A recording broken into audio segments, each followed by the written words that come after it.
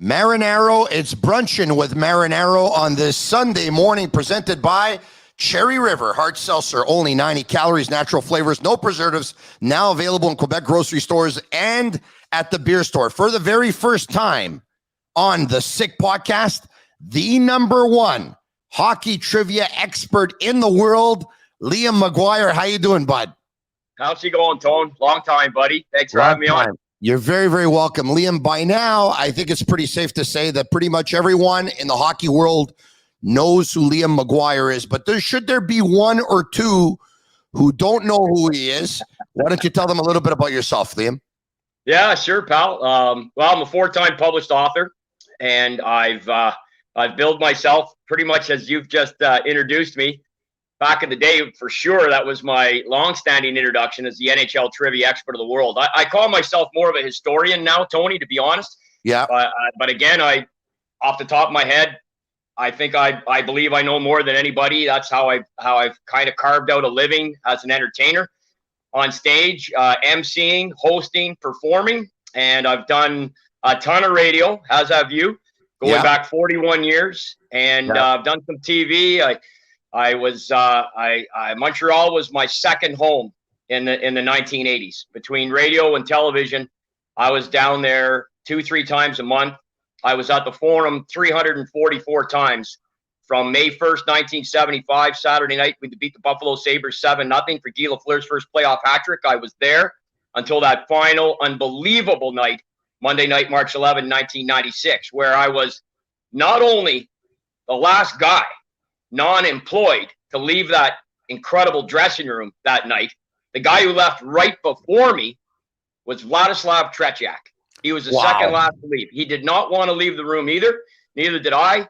I talked to him at great length in there anyway. And I'm also the only man in the 71-year, 3-month, 17-day history of the Montreal Forum to propose at center ice on Friday night, September 10th at 7:35 p.m., 1993. How did that come about? Who did you talk to back then to make that happen? 3 people. Dick Irvin got the ball rolling. Okay. And then the trainer, one of the trainers for the Montreal Canadiens at the time was John Shipman, who I'd gotten to know through a mutual friend who was a student at Concordia University. And then the guy was the brand new PR man for the not Dom Sayon, but his name. I just gapping on his name. But he had just started a week on the job. What year was that again? 93. He did it for years. Super Bernard nice Brissett? guy. Who? Bernard Brissett? No. The guy who did it for years, and then they elevated him up in the position. He only retired a couple of years ago. Donald Beauchamp. That's it. That's it. Yeah.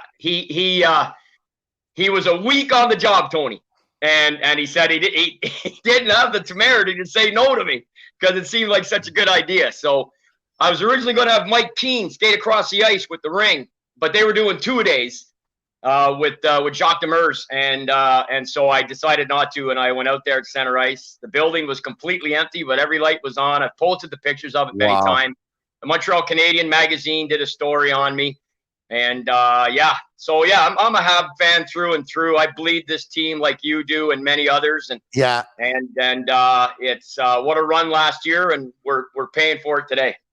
But like I say, no pain, no shame. All right, okay, we'll get to that a little bit later on. But sharing is caring. Share this video. Ask your questions. And Liam and I will try and answer all of your questions, or as many as we can as possible. And whether it's the current state of the Canadiens right now, the fact that they've gone through round 1 of the virtual interviews for the vacant Habs GM job, we'll get to that. We can tell you that the Canadiens are on the ice as we speak. They haven't been in action for quite some time now. Their next game is going to be Wednesday night in Boston versus those dreaded Bruins. And practicing today, Drouin, Suzuki, Paling, Caulfield, Lehkonen, Dauphin, Paquette, Vedamo, Dea, Sherratt, Savard, Weidman, Niku, Schuneman, Allen, Montembeault, McNiven, and Dvorak, and Armia, and non-contact Anderson and Hoffman. So there you have it. Jeff Petrie, by the way, is in the United States, and he'll catch up with his teammates in the United States. So a little bit more on that. It's funny you brought up Jacques Demers was doing 2-a-day practices. Yeah. I remember 1993 like it was yesterday, Liam. And Demers at one point didn't like the attitude and practice or the seriousness, and he wanted to amp it up a notch. And then that's when he started with the 2-a-days. And if you remember, and I know you do because you remember everything there is to remember in hockey, especially about the Canadiens, at one point, he put a message up on the board saying, be at the rink at 6 o'clock, 7 o'clock practice. And having a practice at 7 a.m. is absolutely unheard of. I mean, even nowadays, right? They don't get on the ice before 10:30 in the morning, 7 a.m. And I remember Jacques Demers back then saying, hey, you know what? You know, everybody in Montreal shows up to work at 6 o'clock in the morning or gets up at 6 to show up to work at 7 o'clock. Why should these guys be any different? And he really caught their attention, and he was going with 2-a-days, and they ended up winning the Stanley Cup that year. Isn't that something?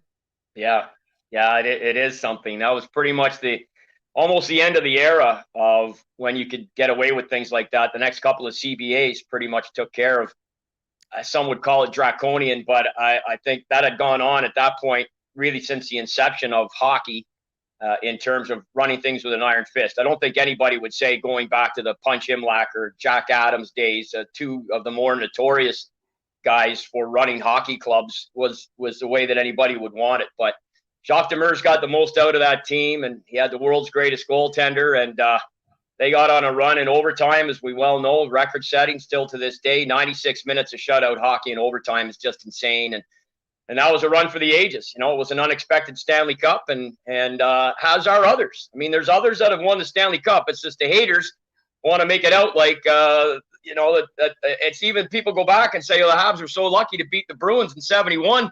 And it wasn't until Dick Irvin started going, well, hold on a second here. Like the Montreal Canadiens had twice the Hall of Famers on that team that Boston did. They just happened to finish 24 points behind them in the regular season and got a good goaltender in the playoffs. Yeah. I mean, it's just the haters always want to find an excuse, it seems, while Montreal had success. But Jacques Demers was, hey, look, that wasn't his first rodeo. This guy came out of Quebec Nordiques to St. Louis Blues. He had great success with the Detroit Red Wings. If those guys hadn't have broken curfew that night, who knows? They don't win that series. But he had great success there. He was back-to-back Jack Adams winner. Yeah. I had much respect for him. I interviewed him a bunch of times. I'm sure you did too. And he was perfect. I mean, that video on the bench of him and Guy Carbonneau talking in French about Marty McSorley's stick in game 2, which is available. That is, I still get a chill when I think about it, as Carbonneau was letting him know that 100% that stick was illegal, and Jacques calling it. And so I was, you know, there were so many moments, but that was I have much respect for Jacques Demers. So the Los Angeles Kings win game 1 of the Stanley Cup final by a score of 4-1. Gretzky went to town in that one. And then in game 2, after game 1, as a matter of fact, Carbonneau says to Demers, take Muller away from Gretzky. Let me take care of him. Make Muller concentrate on offense. And I know I can do it, and I know that we can do it. And they do it that way. And then in game 2, they're down by a score of, what was it, 2-1 late in the game. And Jacques Demers calls for Marty McSorley's stick to be checked for an illegal curve. It was illegal. He goes to the box. Eric Desjardins ties the game up at 2. He had scored the Canadiens' first goal, so he's got 2 now. The game eventually goes to overtime, and Desjardins scores the winner, completing the hat-trick. Canadiens win by a score of 3-2. John Leclerc scores the game winner in overtime in game 3. Leclerc scores the game winner in overtime in game 4. Both those games in LA. They come back to the Forum for game 5. 2 goals for Paul DiPietro, who was the first star. Stéphane Lebeau and Kirk Muller got the other ones. And the Canadiens win by a score of 4-1. They win the Stanley Cup in 5 games. You see, I'm no hockey trivia expert, but I know a thing or two about my Montreal Canadiens as well. Now, the catalyst that year when they won the Cup in 93 and when they won it in 86 was, above all, Patrick Roy. He made it clear and put his name out there about a month ago saying this club has been going round and round for a month. What do they have to lose to put me there so I can show them what I can do? It was reported that Patrick Roy was going to have an interview, a virtual interview for the Habs vacant GM job a couple of days ago. He was supposed to have it on Friday. The day before, on Thursday, Roy comes out and says, I have not been contacted by the Canadiens. I have not heard from them. And it's not true, the report that I was to interview with the Canadiens on Friday. Since then, it has been reported that he has indeed interviewed. And Roy now has come out and said, I didn't want to put the Canadiens in a bad spot. So he basically lied to protect the Canadiens. So he had his interview. My question to you, Liam McGuire, as someone who's covered Patrick Roy's career from start to finish, should Patrick Roy be the GM of the Montreal Canadiens, in your opinion? No, absolutely not. Would not be my choice. If by chance he interviewed very well and does end up getting the gig, I'll support him with every fiber in my body and then see how he does. I'll make my own judgment, as will you and every other fan and media member. But at the outset here right now, Tony, no, I don't think so. The game is going in a different direction. Not just what we're seeing on the ice, the style of the play, but off the ice as well. There's 10 current general managers who never played one game of pro hockey. There's another 5 who never even played in the NHL. That's 15 out of 32, including the 2-time defending Stanley Cup champion, Julien Brisebois, as we know. And the move to getting a general manager who understands all of the nuances of today's game in terms of not just the hockey schematics, but the infrastructure, how you set up, what you need, the embracing of analytics to the point where they're an aid, not a go-to, but having it as part, all of what that entails leads me to believe that Patrick Roy, with his track record since he's retired from playing, which is both with the Quebec Ramparts in junior, where he's chief cook and bottle washer and takes his team to the pinnacle there, but then even more so with the NHL with Colorado and how that unfolded with him with Joe Sakic. I do not think he's got the right temperament, nor has he got the pedigree in terms of being a good general manager. We all know what he did on the ice. No one's taking that away from him, least of all me. But I do not believe he would be the best choice for the job right now. Tony, we just finished talking about Jacques Demers. Jacques Demers was his fourth pro team when he came to the Montreal Canadiens. Yeah. Patrick Roy wants to get his feet wet somewhere and prove that he can be that guy. Let him do it in Quebec. Yes. When they come back. Then maybe. There's no way for me I would select him. And I personally think he's the greatest goaltender of all time. I know what he did in Quebec City. Well, he's from there. St. Foy, I mean, that's his backyard. And yeah. I totally respect what he did. But this guy, look, even when he played, I mean, look, the departure from the Habs notwithstanding, but, even his battles, I mean, the guy is, we know what he is. We know what he is. And you know what, Liam, if I can, Liam, that's where, if you have a poll with Francophones and you ask them who should be the general manager of the Canadiens, Roy wins running away. If you have that poll with the Anglophones, like we have eliminate one out of all the candidates, he was the first one that was eliminated on a poll from our voters. And the Anglophones see it a different way. And the Francophones see it as the king, the roi, St. Patrick, Gagnon, he's a winner. He won Stanley Cups. The Anglophones are looking at them saying, that has nothing to do with whether or not he can do the job as a general manager. So I'll say this, as a member of the media, there's nothing I would want more than Patrick Roy to be the general manager or the coach of the Montreal Canadiens. There would never be a shortage of stories. No problem at all. That would be amazing. As someone who looks at it and has to objectively say, who do I think could be the best general manager for the Montreal Canadiens? I will agree with everything you just said and add to that.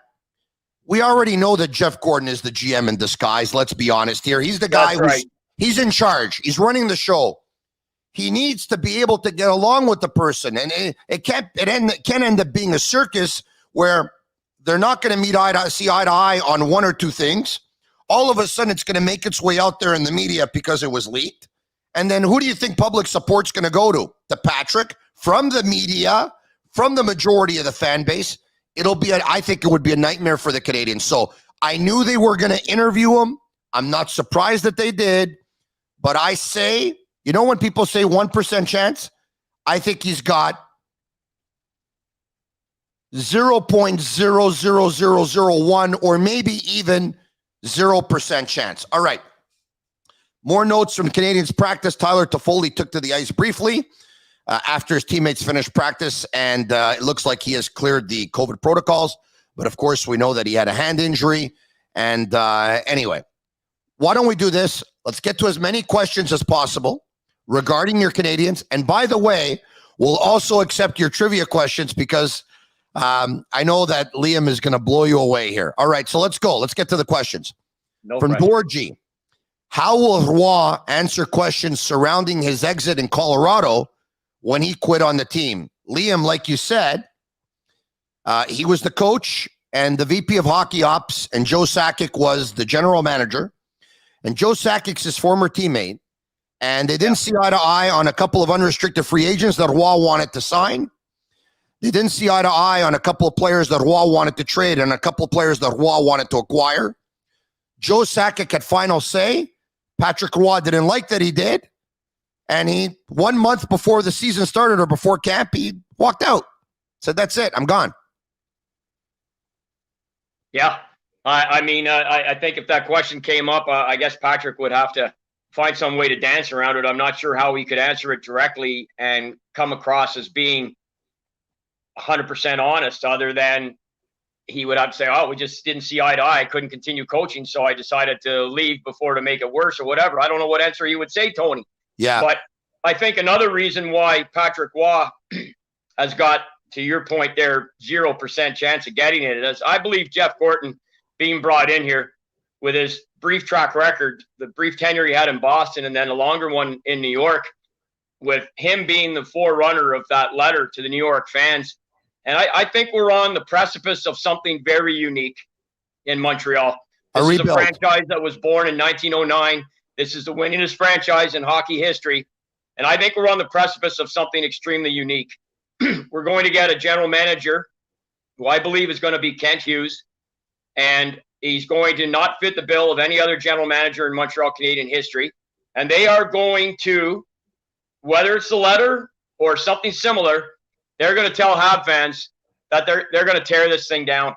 I think that's what's happening. That's what's coming. And there's no way, no how you can do that with Patrick Roy here, who's wired to win at practice.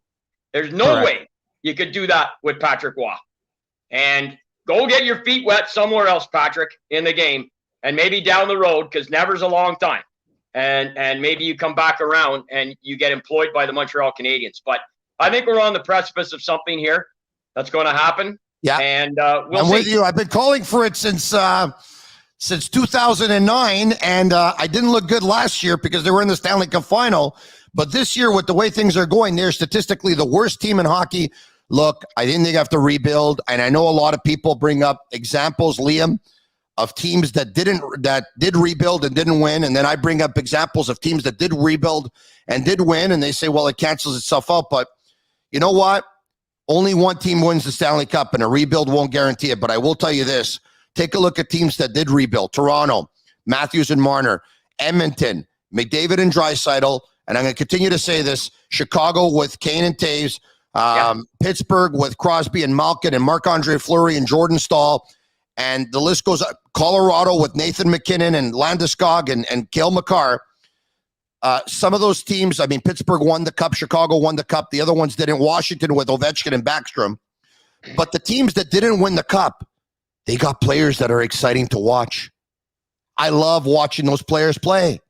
And when was the last time we had somebody that was a crowd pleaser? I mean, you know, they're selling tickets for people to go watch Carey Price. And I'm sorry, like I have an admiration for goaltenders, as do you, but I wouldn't pay $200 a ticket plus $38 for parking plus a $10 for a beer and concessions and this and that and have a $500 night so I can watch a butterfly or a left-right lateral movement. I want to see somebody score 50 goals or 45 goals or 40 goals, or I want to see a guy pick up at least a point per game or more. So, I mean, that's why I stand where I stand. More questions. Let's try and get to as many as we can.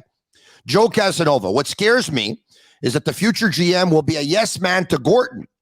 Which candidate, in your opinion, apart from Patrick, would not be a yes man to Gorton? Liam, before I get to you, I'll say this. Gorton's the guy. He was the Boston Bruins assistant general manager for 7 years. He's got experience as scout. He had experience at the draft table. He had experience in drafting and signing players, in trading. He was part of the rebuild.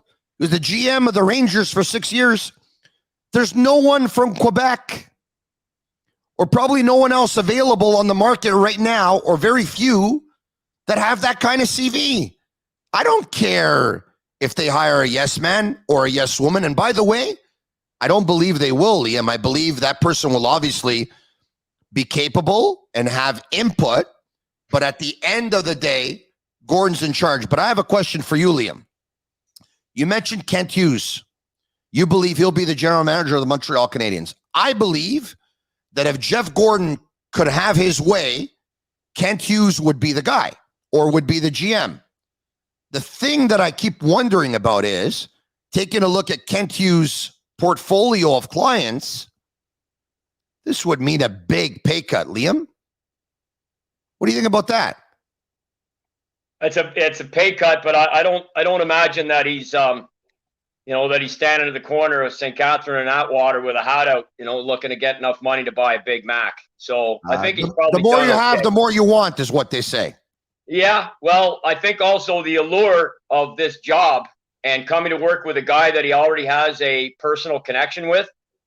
He certainly fits the bill. He's got an Anglo name, but as we all do now, that he's French Canadian. He's fluent, and he checks off all the boxes to what I said to you at the start, where I think the team needs to go. To answer to the question that came in there, we just had Marc Bergevin here for 9.5 years, who was answering right to Jeff Molson. If people don't understand how rare that was in the NHL, there's only about 4 other teams that had a GM reporting right to ownership. You don't do it. It should never have been done. They did it for 9.5 years. They got away. If you look at it, he comes in 2012. If Kreider doesn't run Carey in Game 1 of 2014, who knows, right? But he never got. And then he thought Galchenyuk was going to be the number 1 center, a 30-goal season, didn't develop. We can do all the what ifs.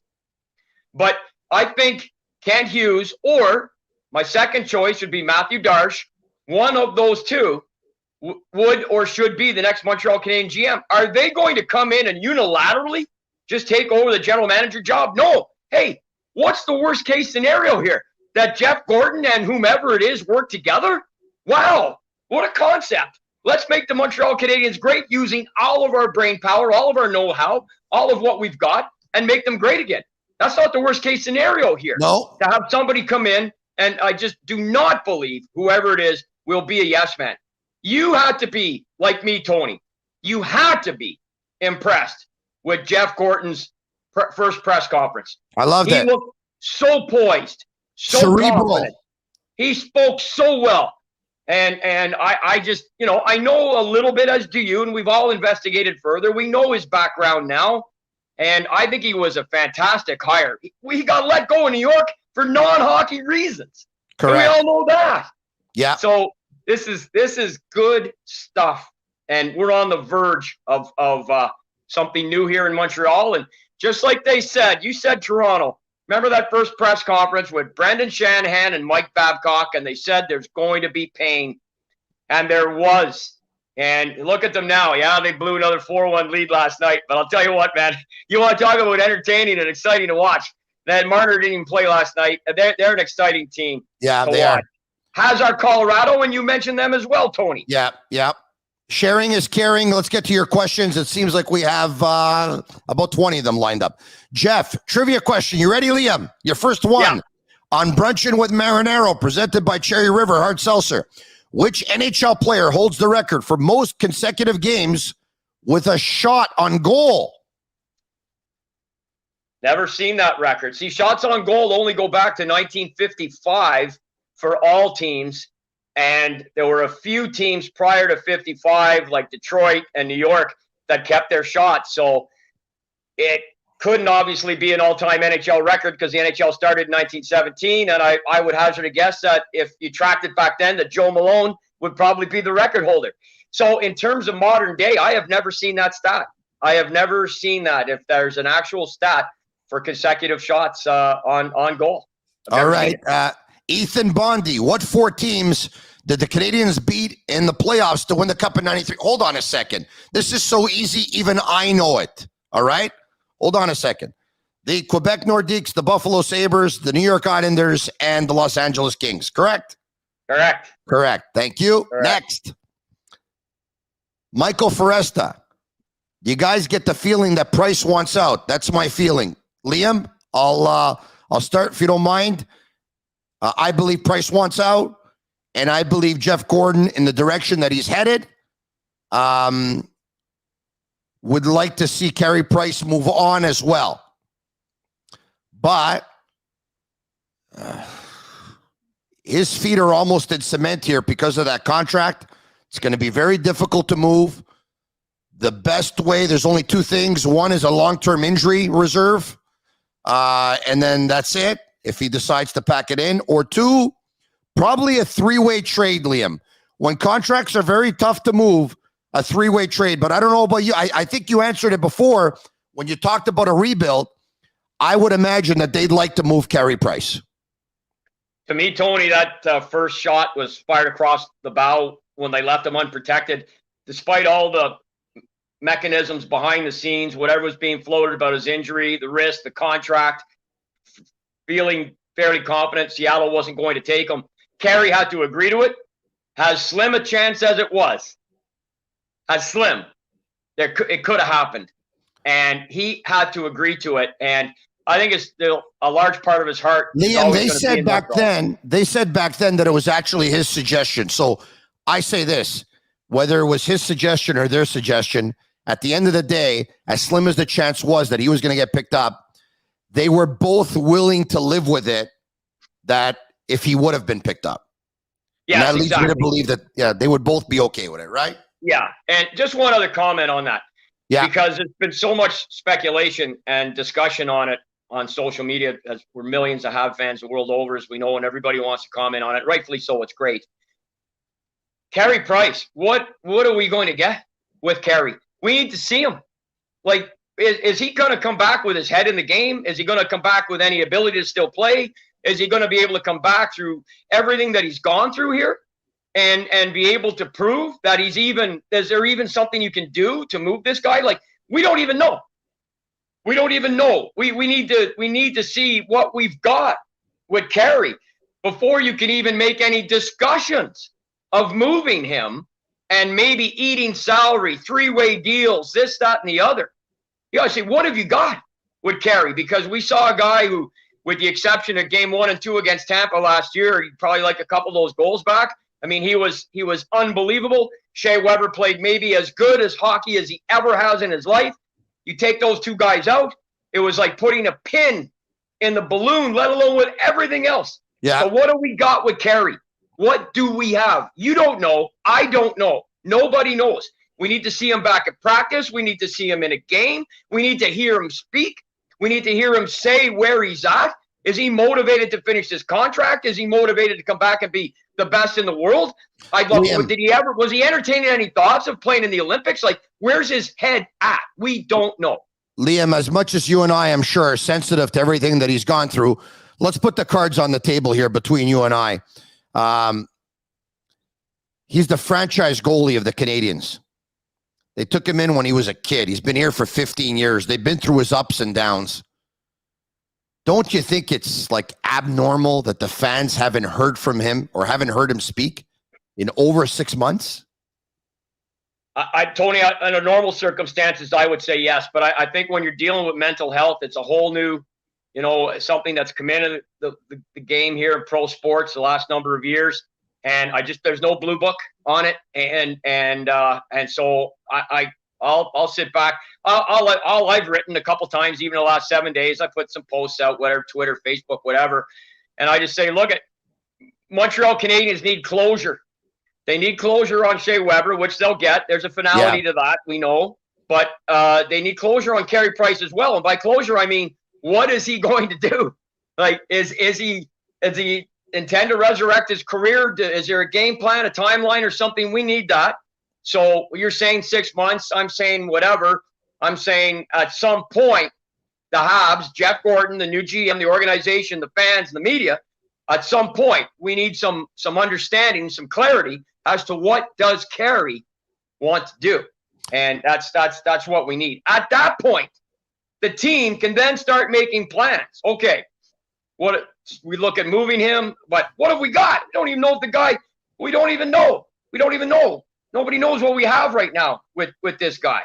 So we need him, number one, for his family, just to be well mentally and have quality of life. Number two, does he still want to play hockey at the highest level? Well, he's got to tell us, and then he's got to show us. And then Montreal Canadiens can make a decision. All right, let's try and get to as many questions as we can. Let's try and go rapid fire here. Let's go. Kurt Hill, the Oilers need a star goalie to make it to the next level. Price to the Oilers makes sense. What would be the return? Liam, want to tackle it? Wow. I mean, you need to sit down at one of Montreal's fine licensed establishments when it's open and have a few pints and discuss that one. I mean, you're looking at, if you're moving Carey, first of all, they eating the whole ticket. If you're eating some, they could soften the load. But I mean, you're looking back, the standard routine. You want, I think you'd want somebody out of their top six. You'd want a first round pick. You'd want a top prospect. You're probably looking at a fourth piece as well, minimally, I would say, just off the top of my head. But I mean, it probably depends largely, and you just touched on it yourself. What are you going to do with that big ticket? And if a team like Edmonton, who I think he would be a great fit, to be honest, if he's able to play, I think he'd be a great fit out there. And that's something that could happen. I don't think you can get that much for him because I think there's still too many question marks. He's going to be 35 in August. He's a declining asset. He's had his share of injuries. I do think they'd have to eat half the salary. They might have to take a big salary in return with less term on it.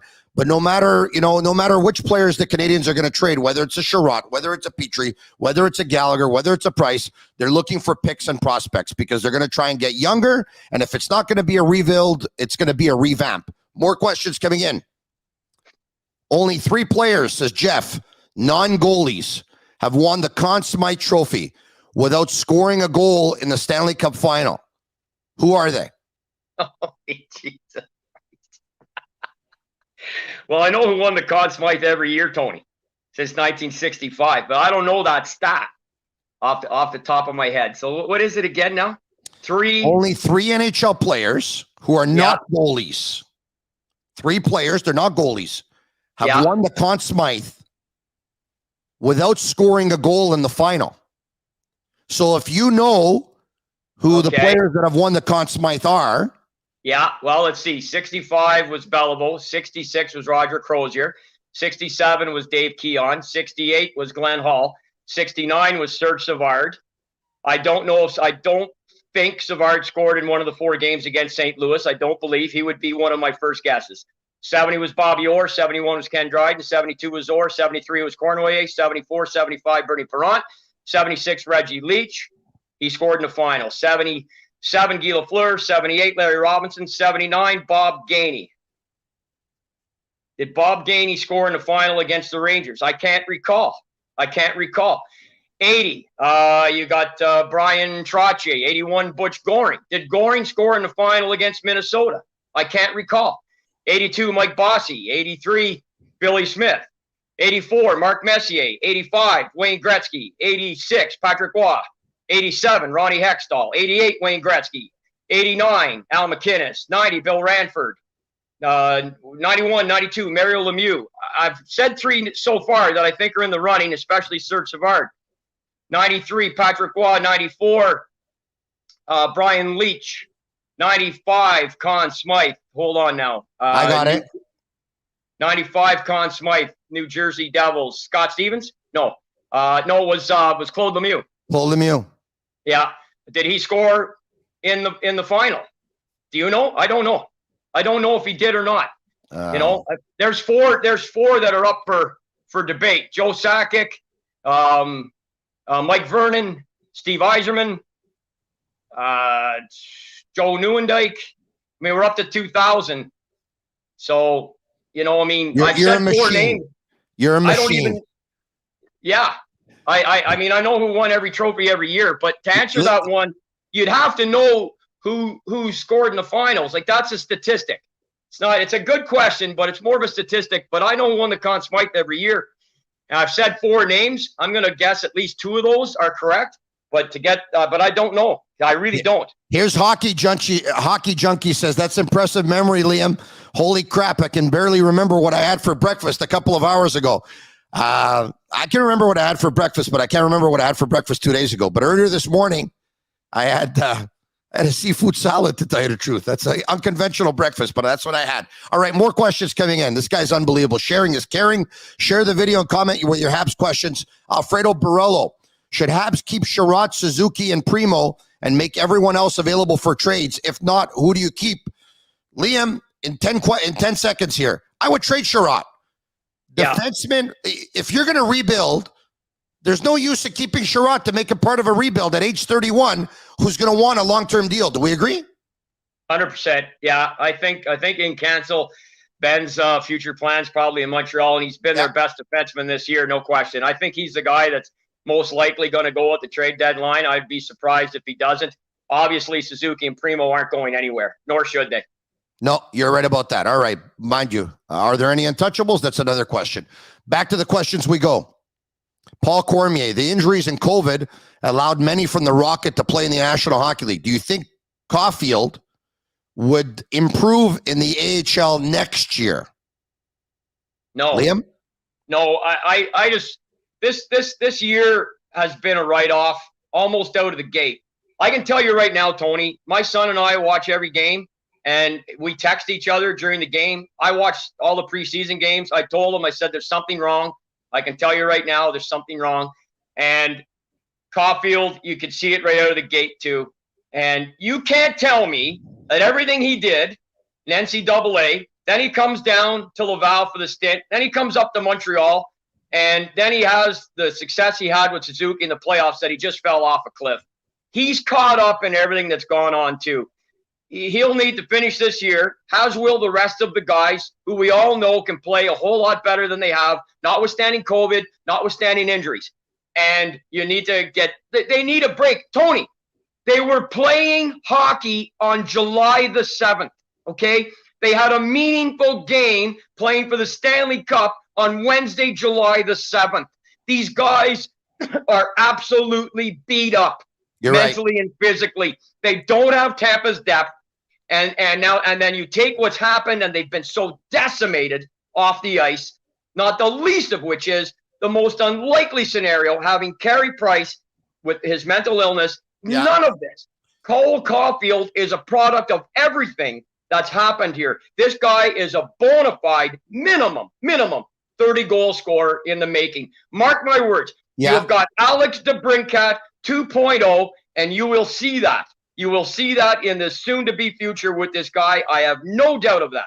Liam, in the preseason, I went on record and said the Canadiens will miss the playoffs this year, and they're going to have a terrible year. Did I think they were going to be the worst team in hockey? No, but I thought they were going to have a terrible year. And I heard from the inside, someone very close to the situation, that the short summer, they got the feeling that some of the guys hadn't even opened their hockey bag. They showed up to camp in not great shape. Some of them were tired. Some of them were not in great shape. All of them, of course, were disappointed that they had lost in the Stanley Cup final. Add to that, the team was decimated, depleted, inferior to that of a year ago. I just knew it was going to be a terrible year. All right, sharing is caring. I do believe that Cole Caulfield would improve if he'd spend the entire year in Laval. Having said that, though, that's my opinion. Because he's playing here, things are going downhill. He's not scoring. I think it's affecting his confidence. Renault, Coach Ducharme has only coached Quebec Major Junior Hockey League before joining the Canadiens. I can't accept such inexperience and inept systems being deployed. Who is the head coach to start next season? I want to say something. I don't necessarily buy that because Coach Cooper hadn't coached anyone but in the American Hockey League before he got promoted to the National Hockey League and has gone on to be the coach that he's gone on to be and won Stanley Cups with Tampa Bay. I do say this, Montreal is a different animal, and I think you need a baggage of experience to be the head coach. Like you said, Liam, before Roy, a coach I think needs to cut their teeth somewhere else before they actually become the coach of the Canadiens. It's funny. I remember when Alain Vigneault got hired the first time. I got to know him here in Ottawa when he was assistant coach under Rick Bowness when the Senators started 92, 93. And I spent a lot of time in that year with Alain talking hockey with him because he had played in Hull and he's such a gregarious guy and I remember when the Canadiens hired him and I went, oh God, I wish this wasn't his first NHL job. You know, I wish he had his feet wet somewhere else. And notwithstanding everything else he's done, he may have had his best years in Vancouver. I don't know. But fact is that Ducharme, you just hit the nail on the head, Tony. You can't say just because he's come from that. Having said that, do I like what I see? Not necessarily, but I'm just willing to give the whole thing a mulligan, you know. I hear you. I'm not trying to be that fan, but I guess I am to an extent here, really wearing the colors as I am today. I mean, I just think the whole season I'm giving a mulligan to. And when that's the one thing at Jeff Gorton press conference, we touched on it there 15 minutes ago. He came out right away and said, well, Dom's here for the rest of the year. I went, what? No. But you know what? At this point I was okay with that. I don't want to change anything, all right? I think it's absolutely, as much as it disappoints a lot of people, we talked about a rebuild. This is the way you do it. They're statistically the worst team in hockey. I don't want them to change the head coach so another head coach comes in and they get a jolt. I want nature to take its course, all right? Back to the questions, Liam. Everyone wants a piece of you, Liam. I'd love to see the Habs hire a woman as a GM, but how will the other GMs around the league react? Liam? Well, first of all, I would turn around and ask him, why do you want to see them hire a woman? Why wouldn't you want to see them hire the best person for the job? I mean, first of all, I've already gone out and done something that's precedent-setting, that being the Montreal Canadiens, Jeff Gorton here, by saying that there were 2 women that were going to be interviewed. So this is already something that's never happened in the history of the game. So, you know, and if they were to interview extremely well and get Jeff's vote of confidence and get hired, well, then so be it. I'll support her as much as I would anybody else as a Montreal fan. But to say hire a woman, I would go back at the gentleman or the lady who wrote that in and say, why? Like, let's get the best person available. Let's not make it gender specific, please. Let's get the best person who has chemistry with Gorton available. Because at the end of the day, that's what it's going to come down to, right? It's going to be the chemistry with Gorton and the complementing of each other's skill sets, which is what Gorton talked about. More questions. Christian Matt, now that Marc Bergevin is gone, should the Habs do something to honor Andrei Markov for his career and all that he brought to the team? I have my take on this. I think the Canadiens treated Markov well. I think they treated him fairly. I know a lot of people don't agree with that because he's 10 games shy of 1,000 regular season games, and a lot of people would have loved to have seen him reach that milestone. The Canadiens extended Markov's 3-year deal on a couple occasions after he went through a couple of torn ACLs. They stood by him, and he compensated them well because he played well. He rewarded them well.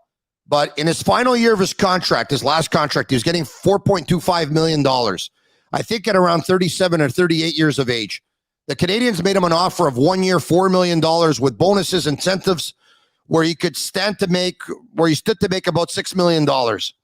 And Markov said no. He fired his agent. He wanted to represent himself. He asked for 2 years, $12 million, deal or no deal. And the Canadiens walked. And you know what? I don't have a problem with it. You want to give him a silver stick or something? I don't know. You want to put him on some Ring of Honor? That's okay. But for that idea of bringing Markov back so he can play 10 games more with the Canadiens, I think it's ludicrous. More questions. Liam, next one's for you. Glenn Delaney says, what do you think of Saku Koivu hired in some capacity? Liam? What capacity? What's he doing? Where's he working? What do you want him for? PR? I don't understand. It goes almost to the Markov thing. You talk about Markov being 10 games shy. Glenn Anderson is 2 goals shy of 500. Tried to get a snip with his old team Edmonton after the Rangers, and they said, "Hey, Glenn, we really appreciate what you did. See you later." And, the Crimea River. There's 1,000 little stories out there, and everything you just said about Markov was bang on.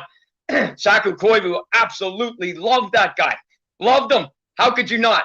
That game where he came back from the cancer next to the Richard ovation in '96, 2 greatest moments maybe on ice, pre-game and post-game Montreal Canadian history. But what capacity? Like the guy who wrote in and says, "I wish they'd hire a woman." Why? You want Saku Koivu? Why? Because Koivu's involved with the Finnish Federation, and he's a former Montreal Canadian. He's a former captain. I think a lot of people say, "Oh, you know what?" Yeah, what capacity then? Tell me what you want him to do. He could be my head scout in Finland. Okay. He knows what character is all about. No, but really, I agree with you. Jeff Gorton's going to hire his people. And you know what? If Saku wants to help out in some capacity by maybe scouting Scandinavia, fine. But other than that, I don't see it happening. Other questions? You know what, Tony? People need to lose that Ron Corey mentality where you reach back into the bag, the great big CH bag, and pull out another name. And that's going to be the de facto answer to whatever the current problem is. That's the way Ron Corey ran it the last 5 or 6 years. He was president of that team, did more damage because it was on his watch that we lost Patrick Waugh to begin with. And this is what people who want Patrick Waugh as a general manager are feeling. Hey, listen, you want to hire Saku Koivu? Like, what am I going to say? No? Of course. But, like, what capacity? Of course, my God, I admired the man as much as anybody. But what capacity? You want to hire him as a European scout? Fantastic. Yeah. No, I got no problem with that. Bring him on, But it's like Dominic Ducharme. Look, Dominic Ducharme. Hire former Montreal Canadiens is what you're saying, yeah. Liam, what you're saying is you can't just hire former Montreal Canadiens just for the sake of hiring former Montreal Canadiens. I get it. Ralph asks you if you believe that Jeff Gorton is a loophole to the language issue in Montreal. You said it yourself that he was the best guy hired for this position. They now have a guy who a general manager can answer to, work with, work under. Gorton went out and said this next hire of a GM 1,000% is going to be a francophone. They'll cover the bases that way. You've got a guy to answer to in Jeff, who will go to Jeff Molson. This is the hierarchy, the way it's supposed to be built. So I don't see it as a loophole. I see it as they went out and got the best quality hockey guy.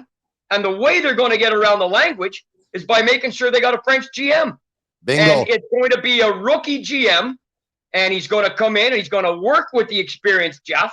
He'll do all the pressers, the ones that need to be done in French. And they'll be a fantastic tandem. I think we're heading for fantastic days. I agree with you. Better days for sure. It can't get worse than this. Liam McGuire is the #1 hockey trivia expert in the world. Try and stump him. Sharing is caring. Ask your questions right now. Habs fans, Martin Carrier. Trivia question. How many Italian origin players played for the Canadiens? Gee, some of the questions today are different, eh? Yeah. Well, it's just people just try to get creative, I guess.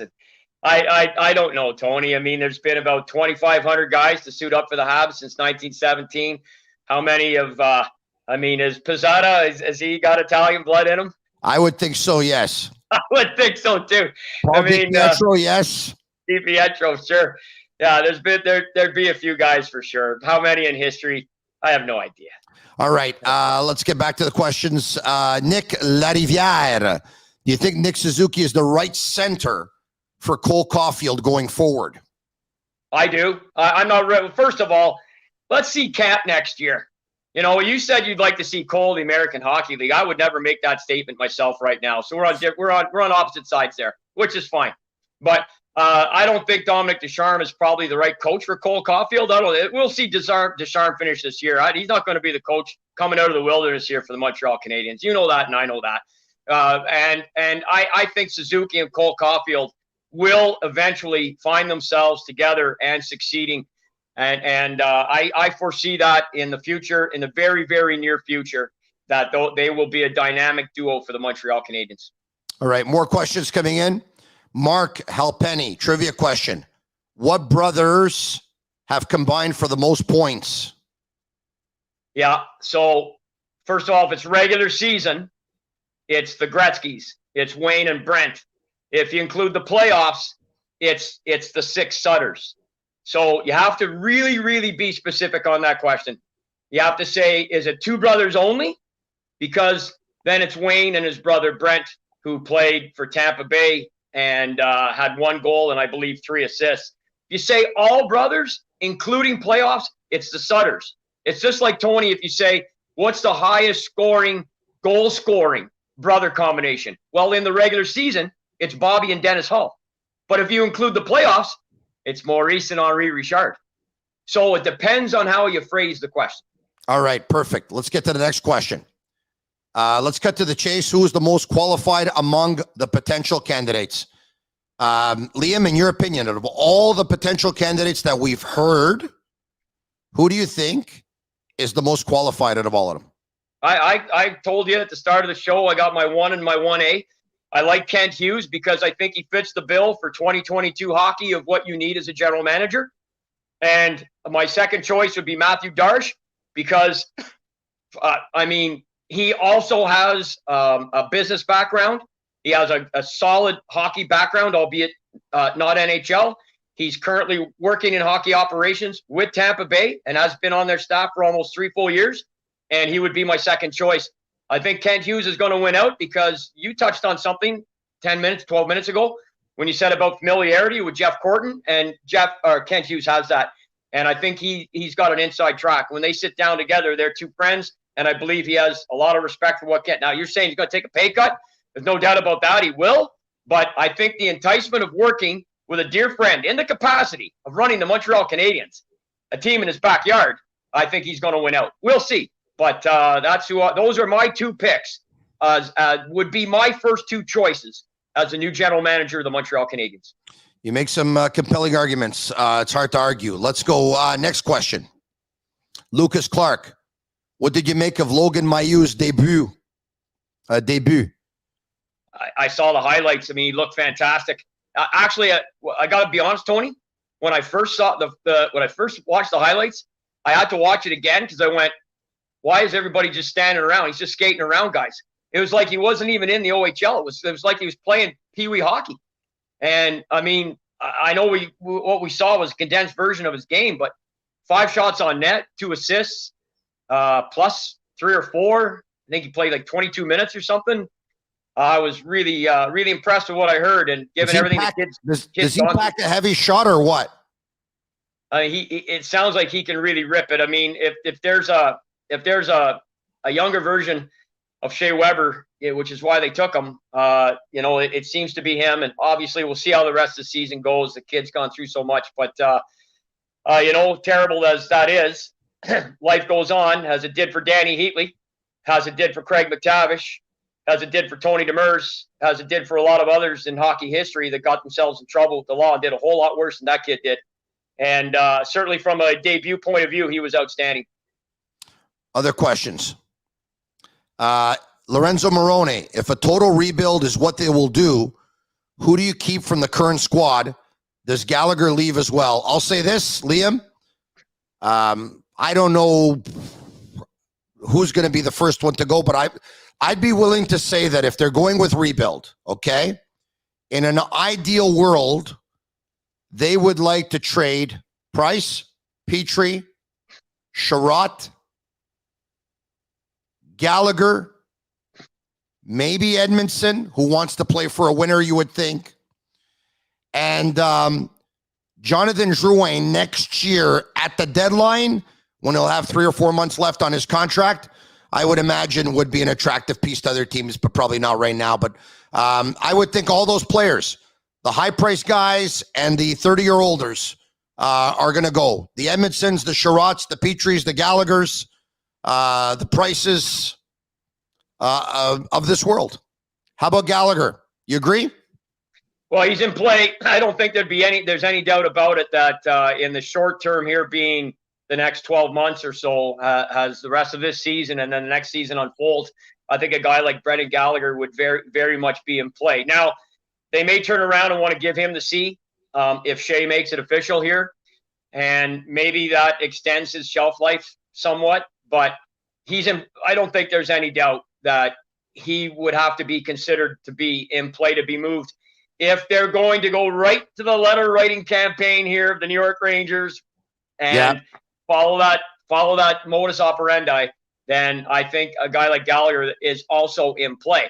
I don't think necessarily you say, hey, we're just going to turn around, give these guys away to get them off the roster, move the money, this, that, and everything else. You want to get the right picks and prospects, as you said yourself, back. But those guys that you all said in a full rebuild, are in play. There's no doubt about it.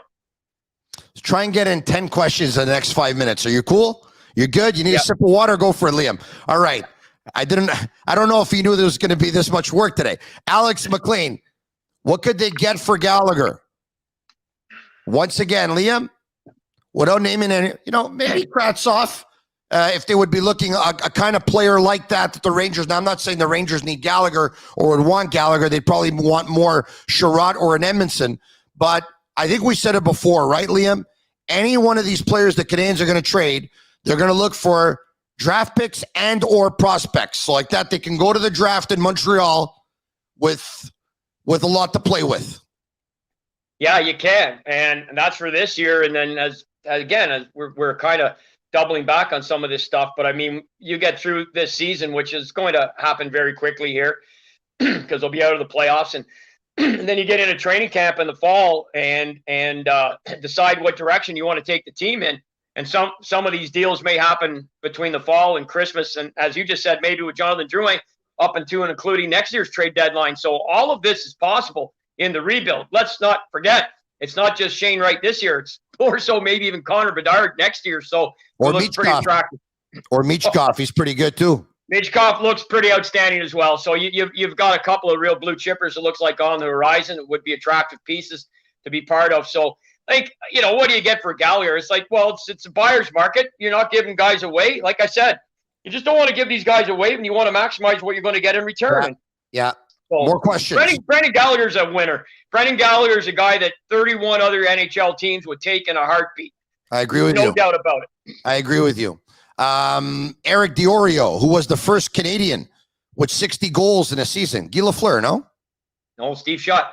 Oh, Steve Shutt, really? Eh? Yeah. Shutt did it the year before Guy.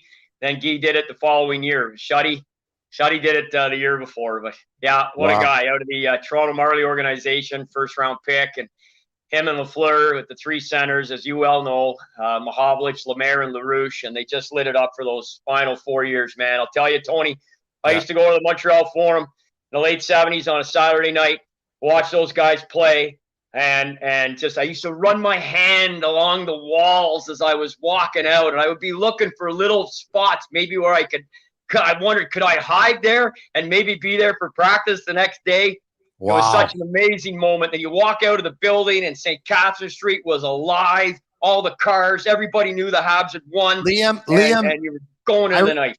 I remember getting off at Atwater Metro and running up the escalator to run up through the Montreal Forum front doors, to run up the escalator, to be there early because it was standing room. Remember, to try and get. Hey, listen. The old man at the Maisonneuve corner.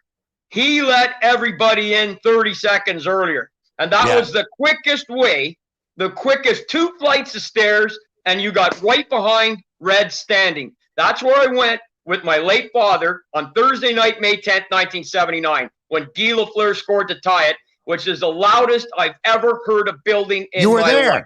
You were there. I was there. And I was standing room, and we went in on the Maisonneuve side because I'd been going to the Forum for 4 years at that point, and I finally got to know enough people in Montreal because it was like a family. Even when you had standing room, you'd see the same people. And they say, hey, man, go take the Maisonneuve entrance.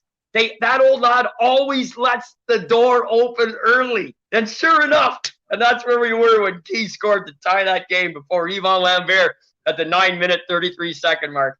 And I'll never forget it. You know, Liam, you a big Montreal Canadiens fan. I grew up here in Montreal, of course, and cheering for the Canadiens. And I've often said this to a lot of people. Guy Lafleur didn't score the most goals. He didn't have the most assists. He didn't pick up the most points. And he's not the best player in hockey. But to me, he is. Like, he'll always be my favorite. Yeah. Right? My guy's Yvon Cournoyer. Oh, Cournoyer's your guy, eh? Yeah, I'm a little older than you. Yeah. And, Cournoyer was my guy. I mean, I watched Guy Lafleur's whole career. Believe me, they're both dear friends of mine today. I feel extremely privileged to say that. And what Guy did was incredible. For those 6 years, he was the best player in the world, as far as I'm concerned. And he proved it on the ice. And he took a page from Rocket Richard's handbook. Like, you couldn't, and with everything that Beliveau did, but it was like Richard handed it to Guy and said, you score the dramatic goals like I used to do, and he did. And what an unbelievable ride. And yeah, man, I just love the guy. And you said that so well, Tony, because he wasn't those things. But to us, what he did in Montreal, and you think those first 3 years, and then when he had his coming out party, man, 74, 75, wow, God, it was something else. Here's an update for Canadiens practice. Dominic Ducharme says that Dvorak, Anderson, Hoffman, and Armia are day-to-day, and it's undetermined how many of them might be able to return to action Wednesday night in Boston when the Canadiens face the Bruins. All right, okay, so there you have it. How about one or two more, Liam, and then I'll make you go have your Sunday lunch, huh? Is that okay with you? I'm good. That's all up to you, buddy. I ain't going anywhere. Nick Lariviere, trivia question. Who scored the Stanley Cup winning goal in 1916? I'm sure you'll get this one, but I'm hoping I can stump you. Jesus. Stanley Cup winning goal in 1916. Well, I was the Canadiens' first Stanley Cup. Hold on now. Did he send you in the answer? Because I was going to say Goldie Rogers would be my guess. Did he send you in the answer? No, he didn't. We're going to try and get it in a second here. Maybe Nick could send in his answer. Who scored the game-winning goal in the Stanley Cup final in 1916? Yeah, it was the Habs' first Stanley Cup, and I think they beat Portland in the final. I believe the Rosebuds, who later they were the franchise that Major McLaughlin purchased and turned into the Chicago Blackhawks in 1926. But then Montreal went to the finals the next year and lost to the first American team to win the Stanley Cup, which was Seattle Metropolitans. So hold on a second. Your final answer once again is? I was taking a shot at Goldie Rogers. Okay, the answer came up. It's Goldie Rogers. There you go. Liam, you're a machine, Liam. You're the best, Liam. You're the best. You're the best. I'm proud to say my buddy is the #1 hockey trivia expert in the world. Liam McGuire, my God, you're a machine. How much reading do you do about this stuff? Or how much have you done in your life? If you had to calculate the amount of time, days, hours, whatever, what would you guess? I'd have to sit down with a calculator to figure that out, because I started reading for the purpose of memorization 47 years ago. So that's a long time. And I take it very seriously, but I always say that I've tried to present it in an entertaining fashion. You know, when the cell phones came out, I had to reinvent myself, because back in the day, if I was doing a gig and someone said, Liam, who won the Stanley Cup in 1951? I'd say, Toronto Maple Leafs, and it was the only series, all 5 games went into overtime, and it was, Bill Barilko and all that, and they go, oh my God, that's amazing. No one won the Stanley Cup in 1951. Well, now your phone will tell you that in 5 seconds. So now I tell you the rest of the story. That's where I've created, I think, a new persona with becoming more of a historian, although trivia is still a big part of what I do. In terms of the hours, Tony, I mean, I don't know, 1 million? 47 years. Wow. 47 years every day. Alfredo Borello, Liam is amazing. You should have him on regularly.